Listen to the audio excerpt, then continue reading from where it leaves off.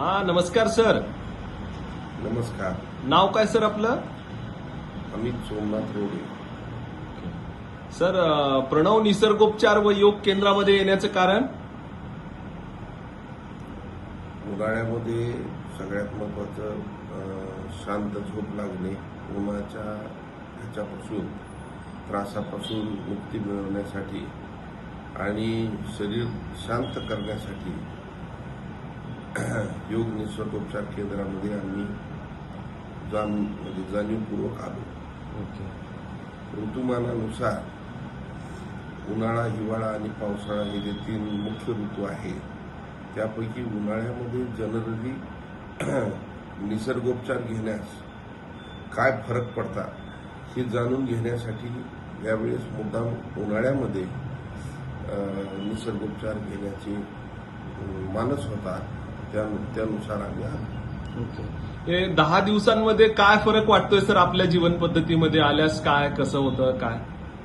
इथं सर्वात अगोदर जी मातीपट्टी होते त्यामुळं शरीरातील उष्णता कमी होते आणि हिवाळ्यामध्ये मातीपट्टी घेतल्यानंतर जो आनंद मिळतो तो उन्हाळ्यामध्ये सुरुवातीला थोडा त्रास व्हायचा, परंतु हीट जशी जशी कमी होईल तसं तसं बॉडीला हलकं वाटतं आणि त्यानंतर बस्ती व तेल मसाज जी असते यामुळं उन्हापासून संरक्षण करण्यासाठी त्या बाबींचा खूप चांगला उपयोग होतो शरीराला आणि तेलाने मसाज केल्यामुळे उन्हाची तीव्रता कमी जाणवते. तसेच त्यानंतर जे आपण स्टीम बाथ देतात त्या स्टीम बाथमुळं प्रकृतीला एकदम हलकं हलकं वाटतं आणि टॉक्झिन्स सगळे निघून जातात आणि दिवसभर म्हणजे एकतर झोप खूप छान लागते. रात्री झोपल्यानंतर गाढ झोप लागते.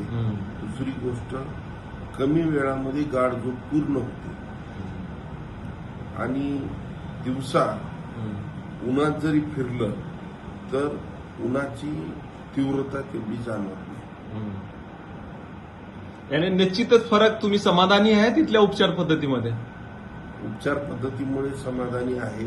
इथल्या उपचार पद्धतीमुळे एकतर खानपानामुळे जे काही बाधा निर्माण होतात शरीरामध्ये, विकार आणि बाधा ज्या असतात त्या 80% कमी होतात.